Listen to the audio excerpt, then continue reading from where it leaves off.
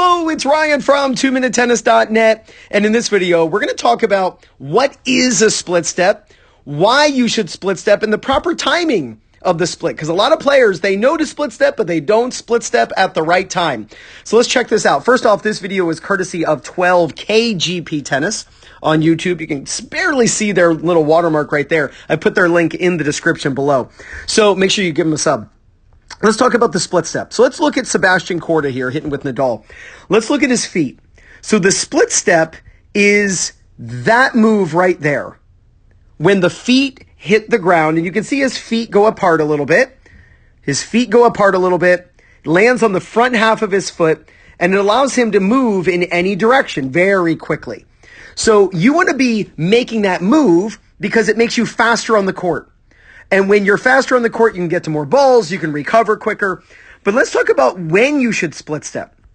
So the proper timing of the split step is to be in the air as your opponent hits. So here's Nadal hitting the ball, and look at his feet. He is in the air as Nadal is making contact. And then watch, right at the top of the screen, we see Nadal. Nadal has hit the ball, and then look at Korda. Now he lands. When you are split stepping, you actually want to take off, like come off the ground before they hit, be in the air as they hit, and then land after they hit. That's the proper timing of the split step. And why is that?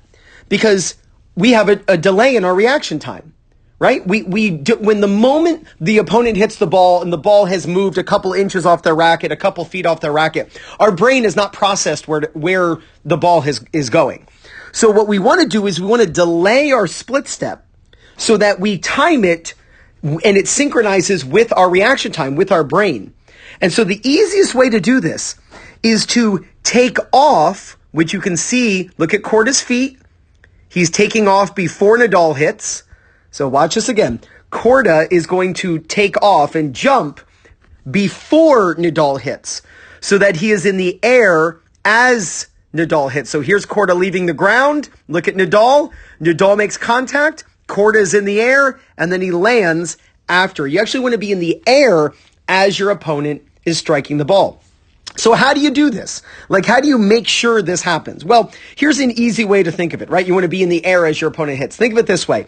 Imagine when your opponent hits the ball that there's an electric shock, like bzzz, that zaps the court. And you don't want to get shocked by that electric shock. Well, how do you make sure you don't get zapped by the electric shock? You're in the air as they hit. So literally try to be airborne as your opponent makes contact. Let's look at this one right here. Here's Nadal. Let's see if Korda would get shocked, right? So he's hitting the ball. Bzz. So it's 4 milliseconds, right? So what does that look like? So 0.004 seconds. That is how long the ball, these are seconds right here. That is how long the ball is touching the strings. Not 4/10ths of a second, not 4/100ths of a second, 4,000ths of a second. That there's an electric shock that zaps the court at that moment in time. Well, you wouldn't want to get shocked. So let's see if Korda gets shocked by that. Nope, he's in the air. Then he lands after. Let's see if Nadal gets shocked, right? So let's see. Korda's hitting the ball. Nadal is in the air. So he's not going to get shocked by that 4 millisecond zap. And then he lands after the ball is struck. You want to be in the air as your opponent hits and split step just after your opponent makes contact with the ball. You work on your split step. There is no doubt you're going to gain confidence, win more matches, and play much better tennis. This is Ryan Reedy from 2minutetennis.net. You got this.